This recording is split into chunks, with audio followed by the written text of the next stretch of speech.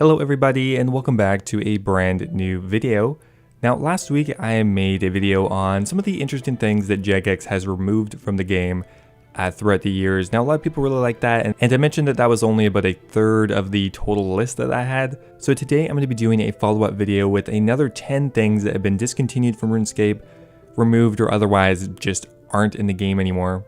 Now a lot of these things are going to be pretty minor, but it's fun to look at how the game has changed and for what reasons the content was removed in the first place. Some things were removed because they were controversial, they were trying to make room for something new, or just for reasons unknown. Anyway guys, I really hope you enjoyed the video. If you do, I'd really appreciate it if you went ahead and subscribed to my channel. Always helps out a lot. You'll be notified whenever I upload. Alright, let's get started.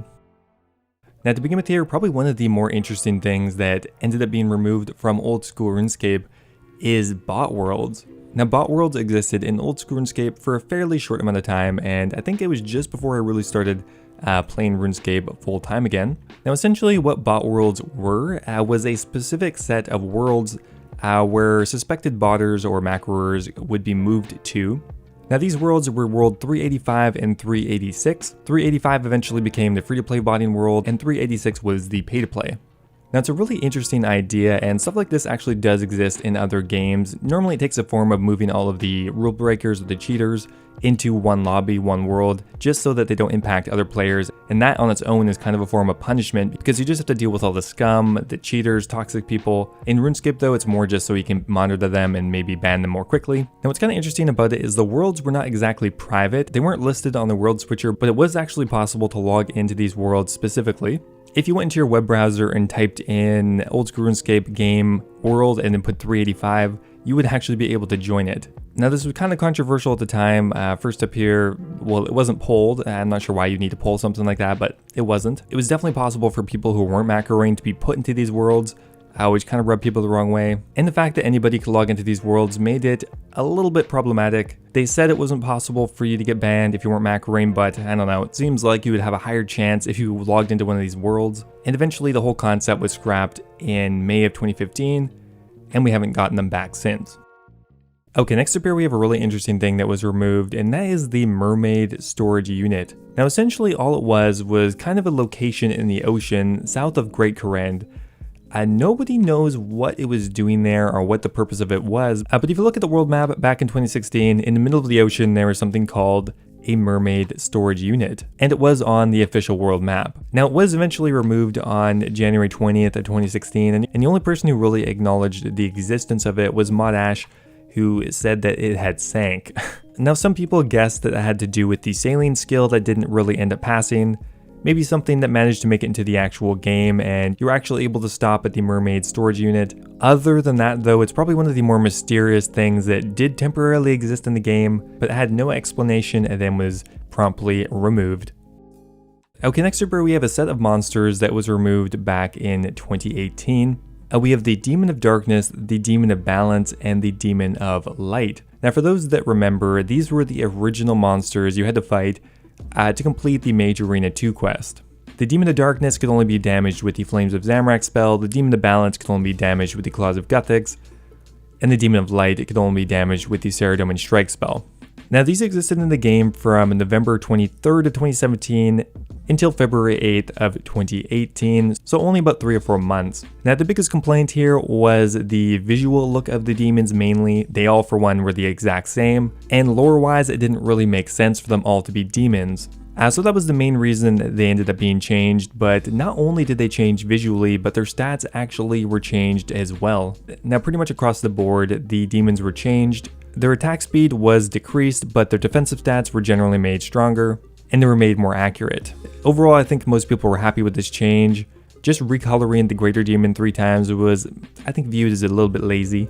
Now on top of the monster, the actual hearts that they dropped were also removed and replaced with a more relevant severed body part. Not only do you now take their heart, you also take their hand and their roots. Okay, next up here we have another interesting set of items, and that is the crystal weaponry. Now before the Song of the Elves update, we used to actually have imbued crystal weaponry. You could have the crystal bow imbued, the crystal halberd imbued, and the crystal shield imbued. And the way you'd imbue these was actually with Nightmare Zone points. Now that was the way you did it pretty much since Nightmare Zone was released, all the way until 2019 with the release of the Song of the Elves. Now the imbued crystal weaponry was similar to what we have today in a few ways. It was still a degradable bow, and it would go through different stages of degradation, from 10 to the 10 all the way to 0 to 10. Now the reason that people would imbue their crystal bow is so that as it degraded, the stats would not lower as it lost charges. Now this was fairly important because otherwise the bow would become weaker and weaker, but as Jagex is really trying to move things away from the Nightmare Zone, with the update they made it so you don't need to imbue it anymore.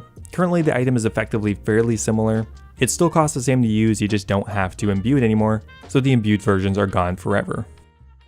Okay, next up here we have Scavenger Runs. Now, Scavenger Runs were pretty universally hated. Poor guy. Now, Scavenger Runs used to be found within the Chambers of Xeric, along with Scavenger Beasts, but pretty much everyone really didn't want to see them. It's probably why it looked so sad all the time. Now, the reason being that their drop rate for the precursor items for the potions was actually quite a bit lower, and they dropped in fewer quantities, which made them not ideal to get. Now before they were removed, it was kind of down to RNG whether you got Scavenger Runs or Scavenger Beasts within your raids, and it was just another RNG element that either sped up your runs or slowed them down substantially. Scavenger Runs only dropped 2 items at a time, compared to Scavenger Beasts which dropped 3. Now these guys were eventually removed on an update on January 31st of 2019, and they were now always replaced with the more superior Scavenger Beast, who looked the exact same. Okay, next up here we actually have a feature that was removed from Oldschool Runescape back in July of 2019, and that was the world hop limit. Now to clarify here, there actually is still a world hop limit in place. They just made it so for all intents and purposes the limit was removed, although I think if you constantly hop for hours at a time, it is still possible to hit it. Now in Oldschool Runescape, it's very common for players to have to hop between a bunch of different worlds, whether you're an Ironman buying things from a shop, or just a regular player trying to find a free world somewhere. Eventually you would find you would hit a world hop limit and you'd be booted from the game. Essentially it would put you on about a 30-second, 45-second timeout. The way it actually would work is you'd get a certain amount of world hops per 5 minutes, and if you exceeded that, you'd be kicked from the game world. Now most players found that pretty annoying, and they actually did decide to remove it in July of 2019 as somewhat of a hidden update. It was never mentioned, but it was eventually confirmed by Mod Ash on Twitter that it was in fact intentional. The tech staff were aware that world hopping is important to players, and they made a change to help them out. Now the world hop limit is something that does occasionally get added back in, for example the winter of 2020 when worlds were being DDoSed, but for the most part that feature is removed and most likely will stay that way hopefully. Okay, next up here we have a piece of content that was in the game for a very short amount of time, and that was the Draenor boat dock. Now this was added into the game with the X marks the spot quest, a beginner level free-to-play quest that was really just an introduction to clue scrolls. Now for a very short time south of the Draenor market, there would be a dock that had a boat that would go to Zeah. Now this was extremely controversial for a couple of reasons, mostly because it's a very iconic area in Oldschool Runescape that without being polled or being discussed ended up getting changed. And two, I think a lot of people didn't really like it visually, but that probably just cycles back to point number 1. Now this was not the only controversial part of the update. The pub in Lumbridge was also kind of under scrutiny for the exact same reason, but I think in general more people were upset about the Draenor dock. Now after 1 week in the game, it did end up getting removed from this location and moved to Port Sarim.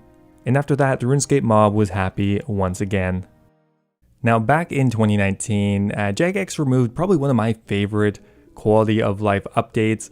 Just straight up removed it from the game, and that was the twisted bow spawn on the ground. Personally, I really liked it. It made it a lot easier to get a twisted bow. You simply just had to run over there and, well, pick it up. Now at the time, this was kind of controversial because it spawned a twisted bow on the ground, and for some reason, a lot of people didn't like that. There was even a brief update where they put some logs around it, and I couldn't pick it up anymore. Oh, well, apparently that was actually a bug. Well, I liked it anyway. Okay, I'm kidding guys, finally here is actually the shortcut key. Now the shortcut key was an item that you got during the Darkness of Hallowvale quest, and it was an item that actually saved you quite a bit of time.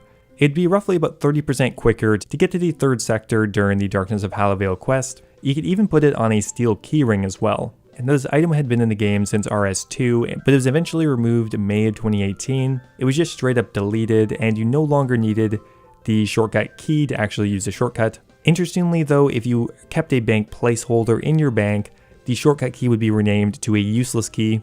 But as of May of 2018, all of these shortcut keys were deleted from the bank and removed from the game. Anyway guys, that's going to be it for today's video. Those are another interesting set of items that have been removed from RuneScape throughout its history, each one for a different reason, but I really find it interesting to see why these items were removed, and they're all pretty unique. Anyway guys, thanks for watching, I hope you enjoyed, and I'll see you next time.